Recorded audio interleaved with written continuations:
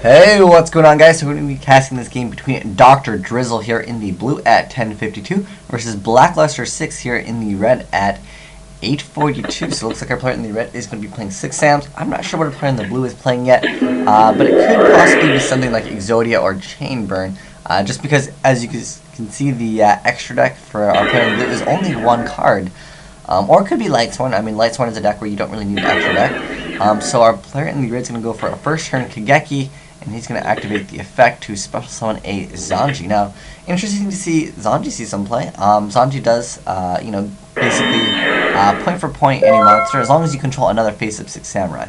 The reason why they also run Zanji is because you can use a Semitism, which is the quick play spell card, and you can use that with Kizan. And our player in the blue is going to go a little bit plus here. He's going to be able to get rid of 2.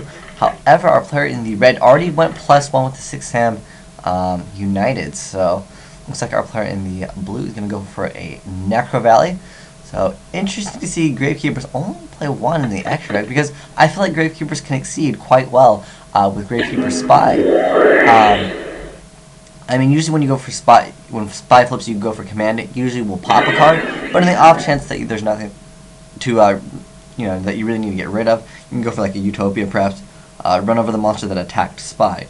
So, I don't know. I still think it's overall better. Oh, he's going to deprison. Interesting choice. I mean, there's realistically very few things that you can deprison in Gravekeepers to really hurt them. I guess you can hit Recruiter. Recruiter would be a good card to hit in Gravekeepers. Our player in the red is going to go for a Kageki into a Inishi here.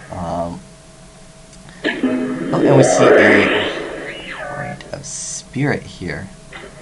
Huh, interesting. So it's like, essentially this is kind of like a trap version of, I don't want to say like Call of the Haunted, because Call of the Haunted, it has to be attached to the monster, plus it's continuous, so it's not as good in that aspect.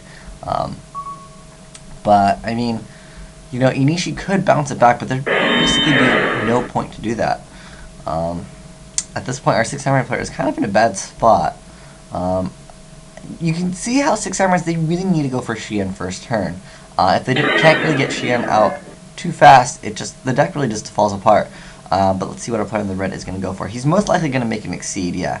I don't know if he's going to go for Utopia, which I think Utopia is maybe the best. Or you can go for Black Corn. That could be... Okay, so he's not going to go for Black Corn. If you guys don't know what Black Corn is, it sends a monster with attack equal to or lower to Black Corn's attack, and Black Corn has 2100. So not only do you get to send that card to the graveyard, but you get to deal also 1000 damage.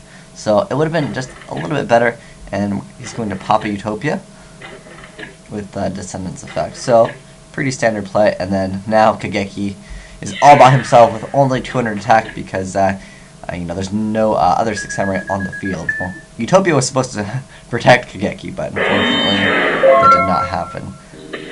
But yeah, if our player in the red went for Black Corn, he would have been in a much better spot.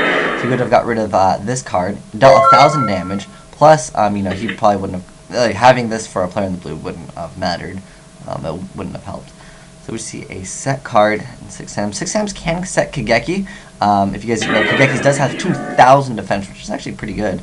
I guess you can send itself. I don't see a point in doing that. Okay, yeah. I would personally just attack.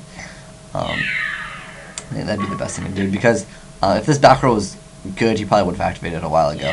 And it was a Kagemusha, which also has great defense, although it is not, 2000. So, Gravekeepers' Descendants are at 2000 attack because of Necro Valley. So our player in the red is just going to set another one.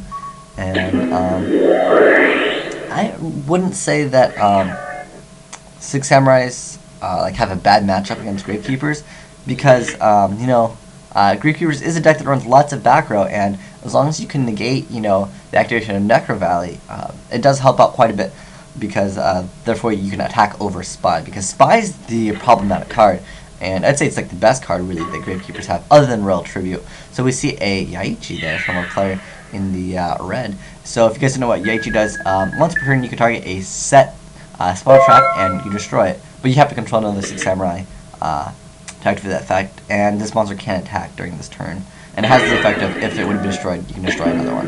So we see a double-edged sword technique and a reborn from a player in the red, and he can't activate those because of Necro Valley. Had Necro Valley not been there, our player in the red definitely would have secured advantage with that double-edged sword technique, allowing him to exceed, and obviously reborn being an awesome card. But thanks for watching, guys. Asian Eyes White Dragon, signing out.